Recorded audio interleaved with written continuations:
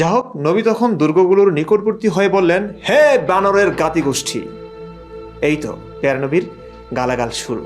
পুরো 14 গোষ্ঠী তুলে গালি, বানরের জাতিগোষ্ঠী।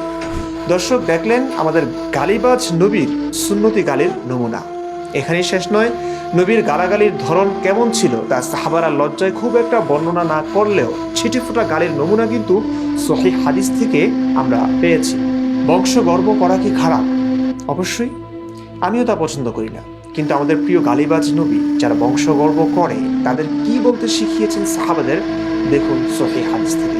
হাদিস নম্বর 2037 নং হাদিস। রাসূলুল্লাহ সাল্লাল্লাহু আলাইহি ওয়াসাল্লাম বলেছেন, যদি কোনো লোককে দেখো যে সে জাহিলিয়াতের বংশ সম্পর্ক উত্থাপন করছে, তাহলে তোমরা তাকে তার বাপের লিঙ্গ কামড়াতে বলো এবং ইঙ্গিত করো না, বরং স্পষ্ট বলো। অত্যন্ত পরিষ্কার ভাষী ছিলেন আমাদের প্রিয় নবীজি। তাই বাপের লিঙ্গ কামড়া এমন অশ্লীল গালিটিও তিনি স্পষ্ট ভাষায় দিতে বলেছেন। ইশারা ইঙ্গিতে না, অস্পষ্ট অস্ফুট স্বরে না, একদম লাউড অ্যান্ড ক্লিয়ার, তুই তোর বাপের লিঙ্গ কামড়া।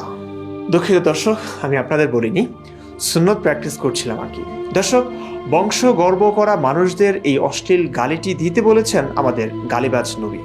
কিন্তু অত্যন্ত দুঃখজনকভাবে এই গালিটি আমাদের নবীর উপরেই পড়ে যাচ্ছে, কেননা বংশ নিয়ে গৌরব করে গেছেন নবী নিজেই। সহিহ বুখারী, ইসলাম ফাউন্ডেশন, পরিচ্ছেদ 3006, আমির কুরাইশদের থেকে হবে, 6655 নং হাদিস। ইবনে ওমর রাদিয়াল্লাহু তাআলা আনহু থেকে বর্ণিত, তিনি বলেন, রাসূলুল্লাহ সাল্লাল্লাহু আলাইহি ওয়াসাল্লাম বলেছেন, খিলাফতের এই বিষয়টি সর্বদাই কুরাইশদের মধ্যেই থাকবে যতদিন তাদের থেকে দুজন লোকও অবশিষ্ট থাকবে। এবং সহিহ মুসলিম হাদিস একাডেমি, পরিচ্ছেদ জনগণ কুরাইশদের অনুগামী এবং খেলাফত কুরাইশদের মধ্যে সীমিত, 4597 নং হাদিস। নবী সাল্লাল্লাহু আলাইহি ওয়াসাল্লাম বলেছেন, লোকজন ভালো মন্দ উভয় ব্যাপারেই কুরাইশদের অনুসারী। এমন বহু হাদিসে আমাদের প্রিয় গালিবাজ নবী নিজ বংশ কুরাইশকে উচ্চাসন দিয়ে গেছেন। নেতৃত্ব কুরাইশদের মধ্যেই থাকবে, ভালো মন্দ দু ব্যাপারেই সাধারণ জনগণ কুরাইশদের অনুসারী। এর চেয়ে বংশগর্ব মনোভাব আর কিসে আছে ভাই?